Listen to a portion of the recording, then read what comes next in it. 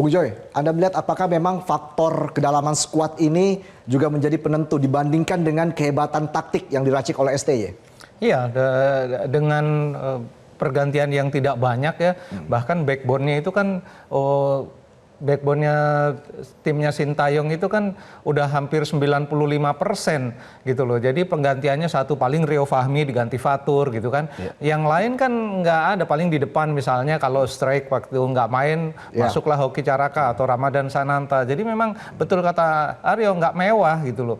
Nah, ini Jadi kan PR federasi ke depan seperti apa nih Bung Joy untuk bisa menghasilkan pemain-pemain yang mengisi kedalaman skuad timnas? Inilah yang saya bilang dari dulu-dulu ya, kan tugas utama PSSI itu, dengan naturalisasi mengambil pemain-pemain diaspora untuk jangka pendek fine, karena mereka juga punya hak, ya kan? Mereka secara hukum juga sah kan bermain untuk Indonesia, nggak ada masalah dengan itu.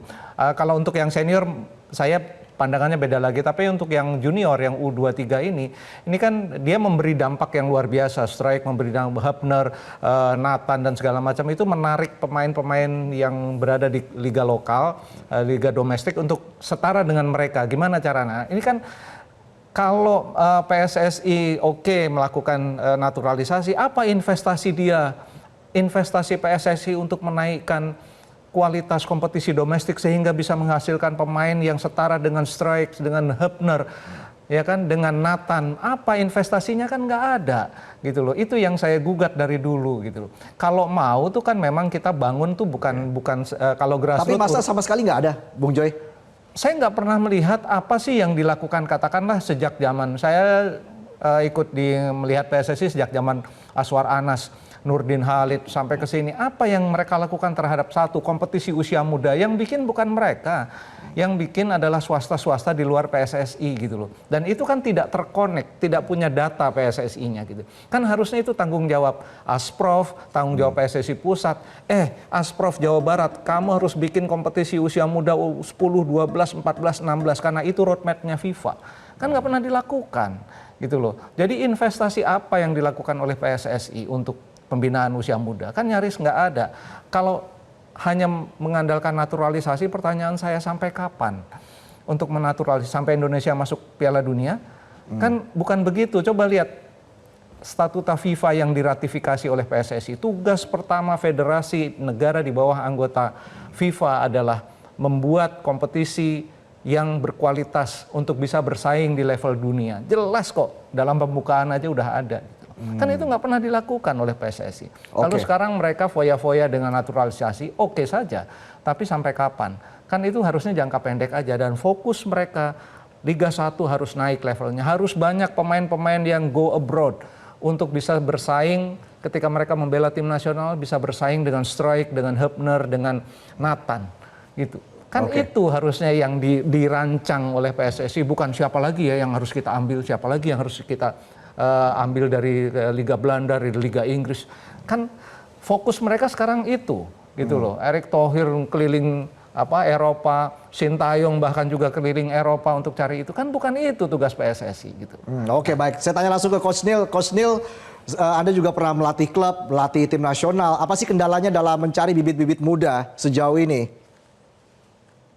Kita nggak punya stok pemain, Mbak. Karena begini, kalau di Eropa itu seperti Bayer Leverkusen, Bayern Munchen, atau sekarang Dortmund gitu ya, mereka kan udah pasti punya Youth Development Academy.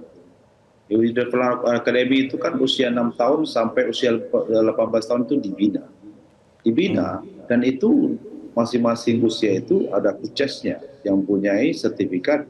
Bahkan dia kalau usia 8 sampai 10 tahun itu ada sertifikat pelatihnya BUFA, Pro UFA. Nah, kita belum semua tim mempunyai Youth Development Academy. Yang pembinaan usia muda itu kan nggak semua tim.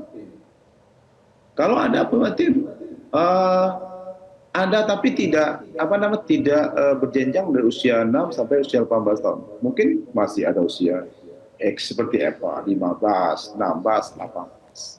Dan sebenarnya ini yang harus dimatangkan, karena pemain itu kan kalau nanti siapa yang menggantikan senior kalau bukan dari yang usia muda.